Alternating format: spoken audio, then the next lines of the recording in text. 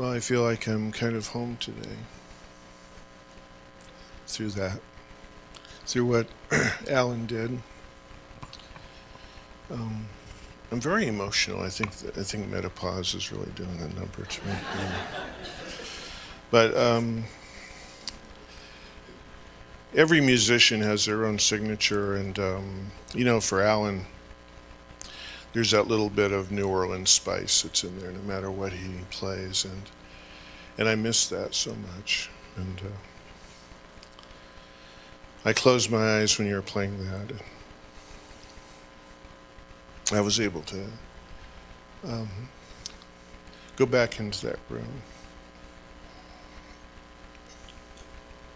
God, I got to get a grip. I'm not kidding you. Okay. So about a week and a half ago, I was at work, and I have an office in the basement of this building, and so I was down there with somebody. We were talking, all of a sudden somebody comes down these really loud stairs, says, "Andy, Christmas came for you." I said, "What are you talking about?" "There's this guy in a white beard outside. He's looking for you." So I go up there, and I had a feeling of who it was. And so I looked out the window, and it was Alan. And I say out the window because I work in a place where people's privacy is the law, basically, and so we can't just have people run in and out. So anyway, I went out and I talked to him, and it was just so great, and he was excited because we had the same date together. And I want to thank Kathy Fernandez and whoever else put that together, so that was really great.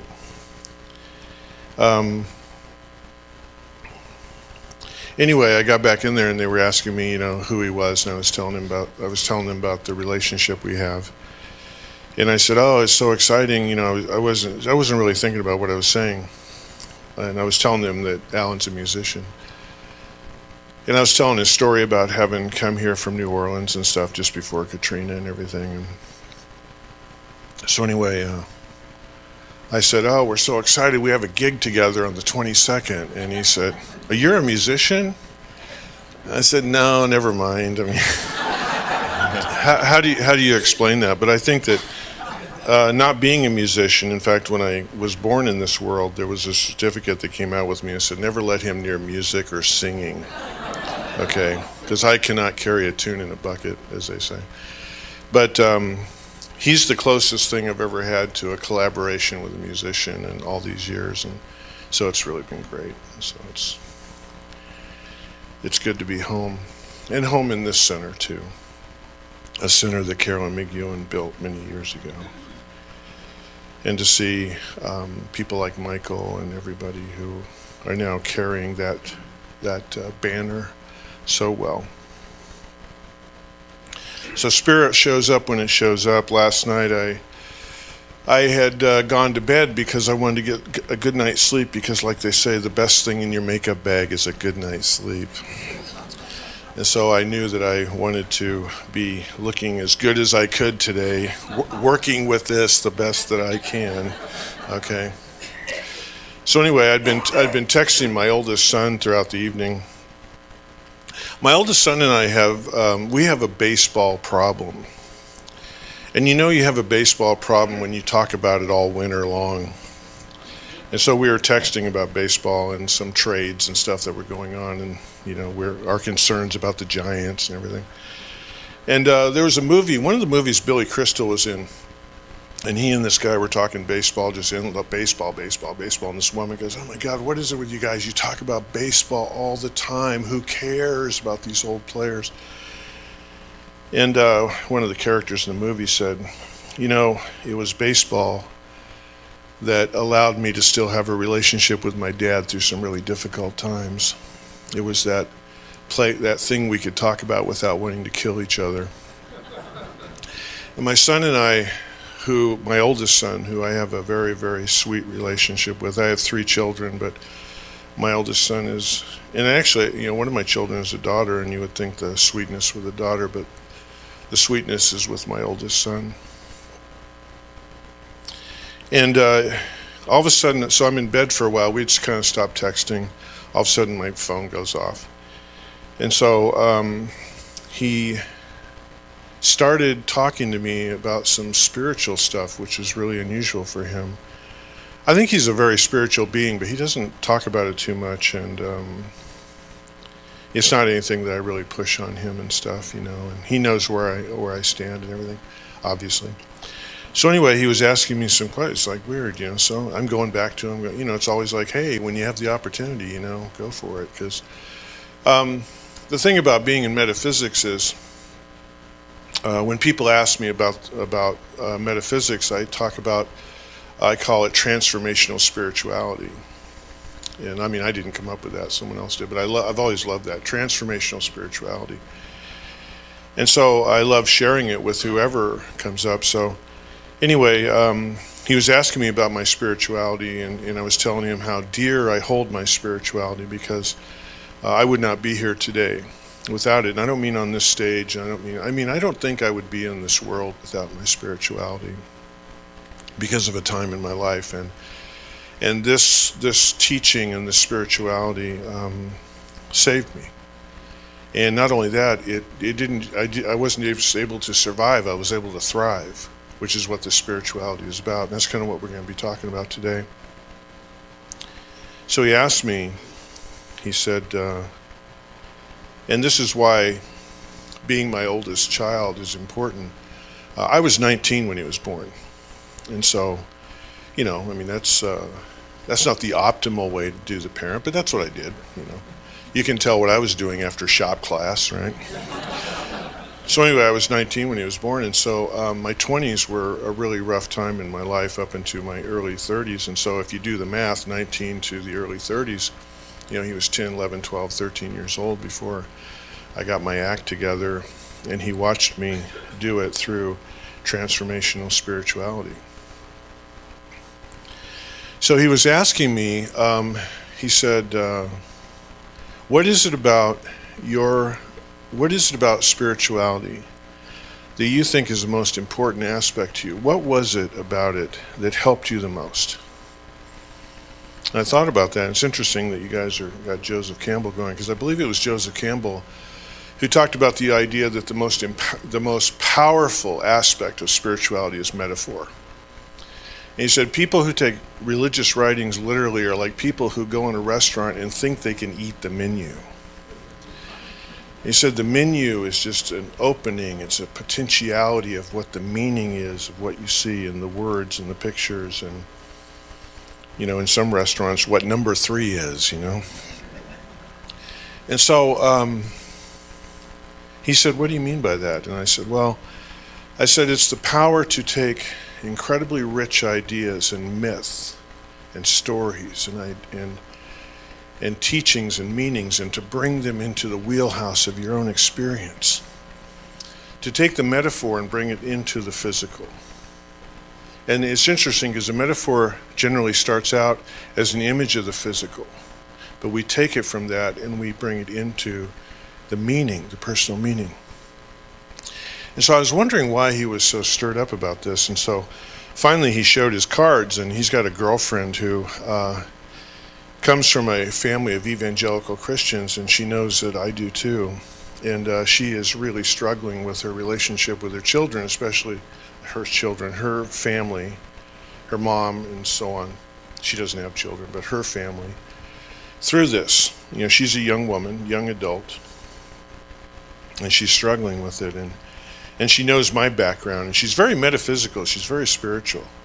When I was in San Francisco, my son's living in Wisconsin right now, but when he lived in the Bay Area, she took me to a tarot reader way back in some corner of San Francisco. It was so cool. We go back there, and there's this exotic woman in this old Victorian, and we're in there, and she's reading tarot cards, and so I've gone with her to stuff like that, So anyway, she's talked to me a lot about it, and he said, Dad, she's really struggling through the holiday season. Mom is really coming on strong. And so I shared with him that, she can find her strength in metaphor. Metaphor is so incredibly powerful.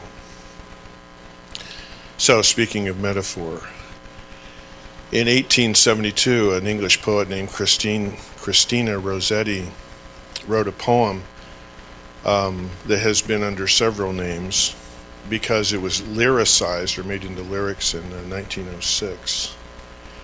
And it was called The Bleak Midwinter, and it's been called other things. I'd like to read the first part of it. And she writes, "In the bleak midwinter, frosty wind made moan. Earth stood hard as iron, water like a stone. Snow had fallen, snow on snow, snow on snow, snow on snow, long ago." And you know, these beautiful words conjure up what our ancestors lived with and what is still lived with on this earth today, but without the amenities that we have today and without the scientific breakthroughs and technologies. Imagine our ancestors. The winter time, the midwinter, was so oppressive, so harsh, so dark, so heavy, so powerful. People hunkered in. The animals hunkered in. And people had to store up their food, and people had to go low, and people had to fight off the cold. The cold and the elements that could take a life, or if animals broke into the stores that they had, they could lose everything, and starvation and being in the grips of this were so real. And that's what she's talking about in this, about the bleak midwinter. And so imagine that in terms of metaphor. And we can all relate to this. We can relate to a passing of a dear loved one. We can relate to childhood issues. We can relate to the loss of things. We can relate to whatever in the material world. And so we think about this for a moment. And we think about this idea of living in the midst of that, and what that opens the door for us, in what way, shape, or form. So this week, or lately, I've been reading a lot of Richard Bach. And Richard Bach comes in and he says, "What if there be the expression of the power of an innocent, loving, soaring dreamer who believes in a universe of joy and light and peace and perfect being? What if? What if one day, in the darkness of what our ancestors were dealing with in some northern latitude somewhere, snow upon snow upon snow upon snow, and what if there was that one dreamer, as Richard Bach says, and one morning just like, hey, you know, the heck with this, man. I am going to go out there, and I believe that there is light, and I believe that there is love, and I believe that there is life with a capital L in some way, shape, or form." And they put on all their stuff. They got all layered up. They went out there and they went into the snow drifts. And they walked over to the evergreens, as we see portrayed in this room. Why are the evergreens part of this season? And they took their hand and they wiped off the snow. They, maybe several inches or a foot of snow off those evergreens, and that branch snaps up and it's green. It's there. He said, there it is. It's life. In the midst of what looks to be death and darkness and repression, there is life. And that person made their way over to a stream. And the poem talks about water hard as stone, and you see the ice, and peers down into the ice, and down there somewhere sees the stream running beneath the ice.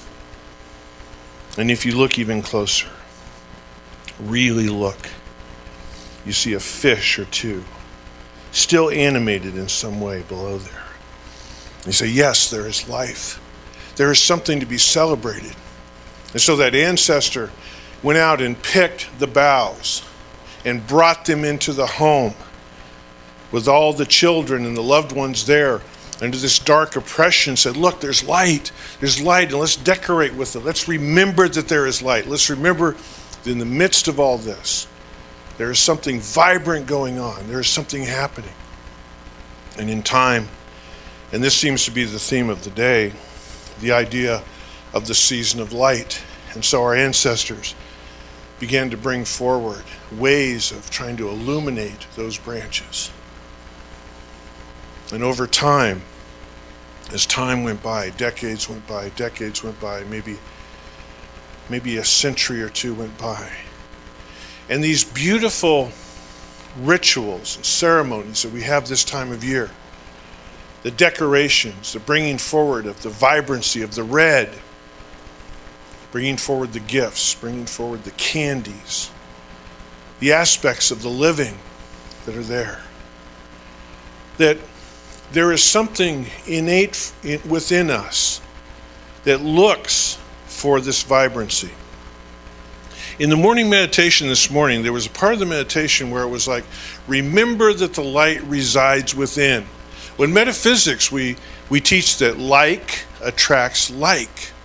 And so what was it that forced that ancestor of ours to go out and to find the branch and to find the water and to find the light? Because there's something within us. That part of us that when the metaphorical death comes over, the plane crashes, the fire comes, the loved one leaves. At some point we do our grieving, we do our thing, but then we stand up and we just got to look around and say, there's someplace else for me to be. I got to look for something.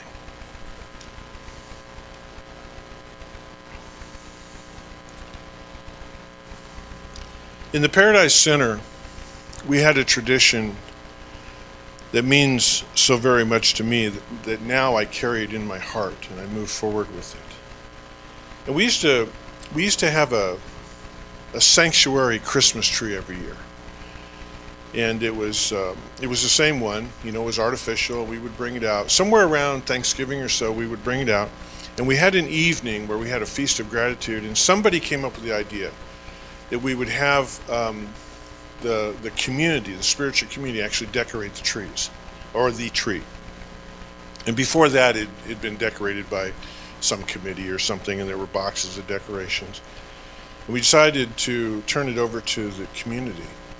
And so every year we'd kind of come up with a theme of, bring something and we'll get together, have dinner, we'll have, soup and bread, and then bring your thing and we'll decorate the tree. And then each person, when they walk up there and they decorate the tree with their ornamentation, they would talk about it.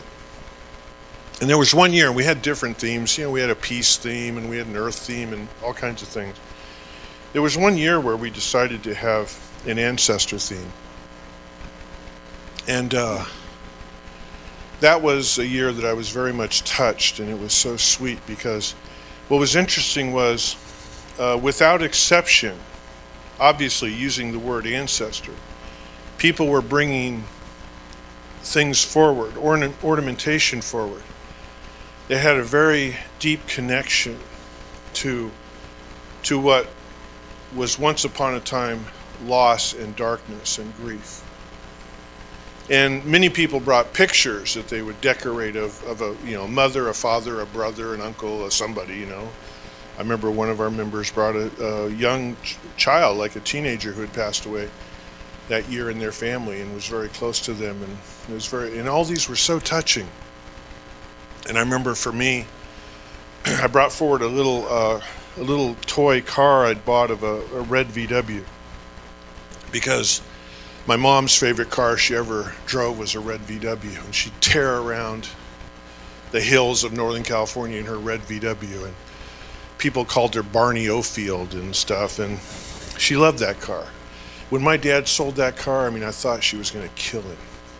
She traded that car for a Rambler. Oh, God, that's just disgusting. That's just wrong. That's wrong on every level. And her fire engine red VW, and the Rambler was beige, man. My mom didn't look good in beige. She looked good in the jewel colors, So I brought that forward, and throughout the season I would come in, because I was in the building so much, and I would see that VW there. Yeah, hey Mom, what's up, But this is the deal that I loved so much, was all of what had been darkness and loss turn to celebration. That's what this season is. And I know the season can be hard for some people, and my heart really goes out to that. It's like, oh my God, I got to be up, I got to be okay, and I don't feel like it, and I'm down, and I've had a tough year, and and maybe I've got low self-esteem and all that kind of stuff. But today I'm supposed to be talking on the science of mind of Christmas, or vice versa, whatever it is. And I'm going to leave the last word today for Ernest Holmes, so we'll get to him in a minute, all right? But anyway, to me, if you take the Science of Mind textbook and someone said, okay, Andy, what does this book tell you? One of the words I would use is celebration. Ernest Holmes, he took this, religion. Oh my God, going to church and feeling sin and condemnation. Oh my God, crucifixions and crosses and, commandments and, all that stuff.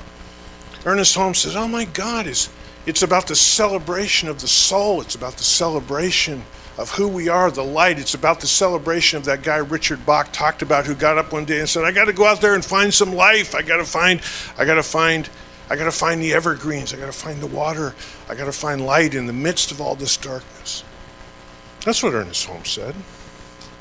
And to me, of all the things that I did as a minister at a center, I felt like that tree that year was the epitome of what Holmes was really talking about.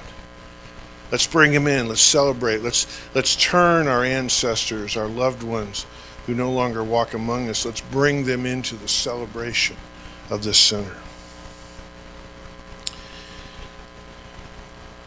Alan Rigg really knows where I live because I'm a Peanuts freak, man. I think Charles Schulz was just genius in terms of that comic strip. And if he, as a writer, if he had set his writing with adults instead of children, it would have been the darkest, most horrible stuff there was. But it was great because he brought it into kids.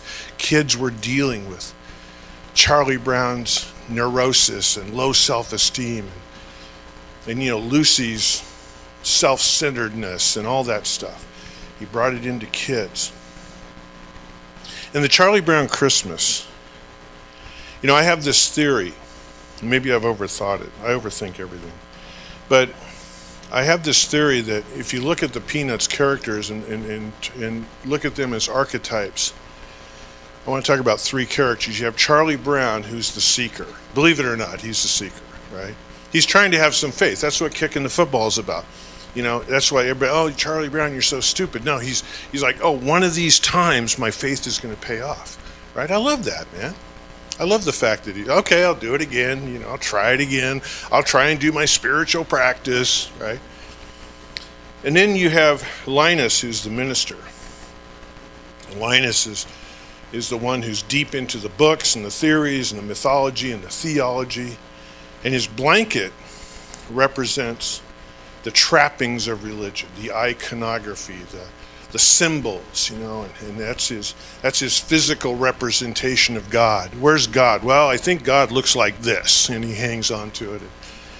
I love those strips where Charles Schulz they had to wash the blanket, and so Linus would sit in front of the dryer and watch it go around, waiting for it to come out, and so someone takes away our little statue of Buddha, we got to wait till it comes out because that's what we need, right?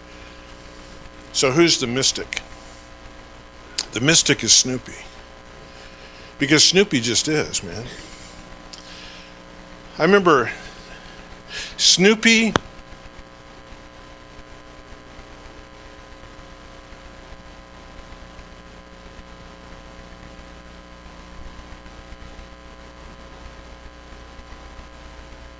So can I have this one?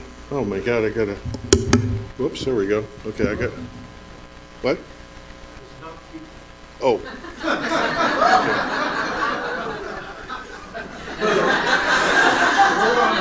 I didn't know. Michael had not told me that. Okay. So, okay, I'm not supposed, okay, I hope you can hear me. Okay. So, well, I can use both hands. Okay. So, Snoopy, I'm sorry. So Snoopy is the mystic because in spirituality we're taught that the material expression is not the true reality, right? Okay, so I read somewhere where if you read all the comic strips ever written and you follow all the Snoopy narratives, he was probably 35 different things in the strips. He was a shortstop. He was a guitar player. He was a pool champion. He was World War I flying ace. He was the world's greatest author. He was a Boy Scout leader. He was on and on and on. And so he's the mystic, right? And so we see that the Charlie Brown special, he's the seeker. He's trying to figure it out. He doesn't know what's going on. He's going to science mind classes. He goes to the center on Sunday. He goes to the choir. He's trying to figure it out, but he can't figure it out. He's still working on it. So he's in the middle of angst, right? What is it? Is it the religion? Is it the materialism? Is it about the nicest tree? Is it about the lights? Is it about, Santa? What's it about? And while he's trying to figure all that out, and Linus is trying to help him, Linus quotes him scripture, and he hangs out with him, and he counsels him, trying to get him through it. In the meantime, Snoopy is like messing with Linus on the pond. He's like playing guitar. He's decorating his doghouse and wins first place. He sings, and he gives Lucy a kiss. You see, he's just, what's Snoopy saying in the background? Just enjoy it. Have fun with it, Charlie. Charlie Brown says, what's the meaning of the holidays? What's the meaning of the season in the middle of the winter? Snoopy's saying, just have some fun with it. Just celebrate it. Just enjoy it. Reminds me of this guy back in the 70s, Golden State Warriors, who play in Oakland, the National Basketball Association team.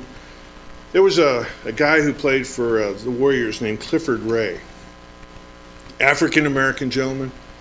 Grew up tough, some poverty, probably had mom raising him. Didn't have a lot going on, tough neighborhoods, all that kind of stuff. And he did well in school, and obviously he was a great athlete. He was able to go to college. He got his degree. Was this basketball player, finally made it to the NBA. And the NBA, even though he made lots of money, had its own challenges. This is back in the 70s, a lot of segregation, a lot of racial stuff still hanging on. He traveled the whole world playing basketball for college, for the pros. Encountered all that stuff. The rigors of the game itself, if you're not good enough, you get cut, you get traded, you get fired, you get whatever. Having to perform all the time, play through pain and everything. And Clifford Ray always seemed to have this great attitude. He always seemed to be very upbeat. And I remember seeing a profile of him back in those days, and this reporter wanted to know why he was so upbeat. So Clifford Ray took him into his apartment. And year-round in his apartment, as one of his decorations in the corner, was one of those aluminum Christmas trees. Remember those from the 50s and 60s? He had that thing set up, had some lights on it, and he used to love to sit in his house and put on jazz. He loved jazz and just look at that tree. He said, man, when I was a kid, he said there were sometimes we didn't have a lot of decorations, a lot of presents. Mom was struggling. She's working lots of jobs. It was tough. He said, I love that tree. I keep that thing up year round.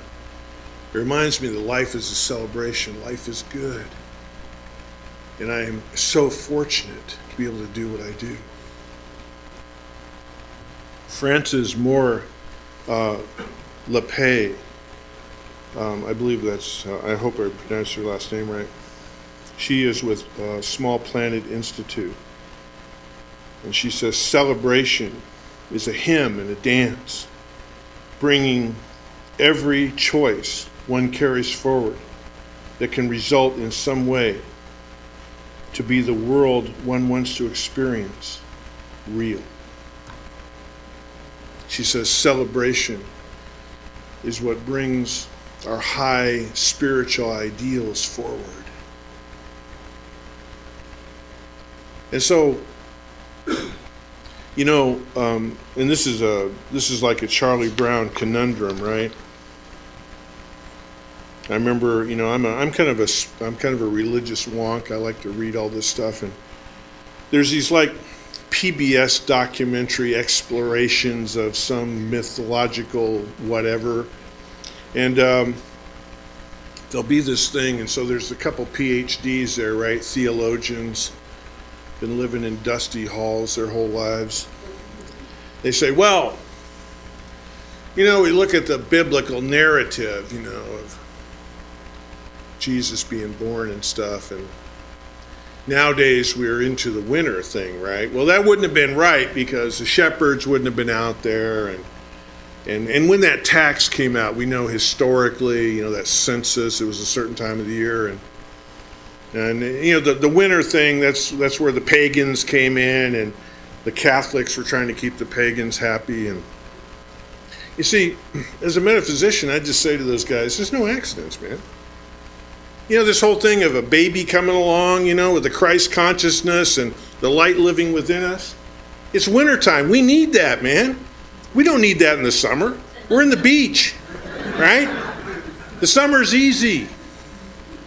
Living in the summer is cool. Got some lemonade, baseball's going, right? Baseball's going. Are you with me? But man, the wintertime, we need that baby, man. We need that manger. We need those wise men. We need the light. And for me, one of the most exciting parts of that Christmas story, the traditional, is a sky filled with angels and stars and astrologers following that star and knowing that there's more than the darkness. So now I'm going to put a bow on this, and I'm going to do it with Ernest Holmes.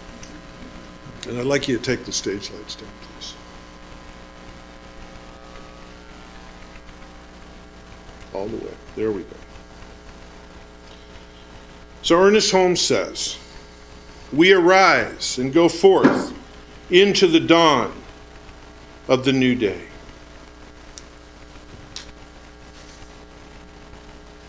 Filled with faith and assurance in the all-good, we arise and sing with joy. We proclaim of that life, the one life, to be within all. We arise, we shout with the gladness that is within us. And we declare this day, like every day, to be an expression of the spirit of good, beauty, light, and peace." Merry Christmas.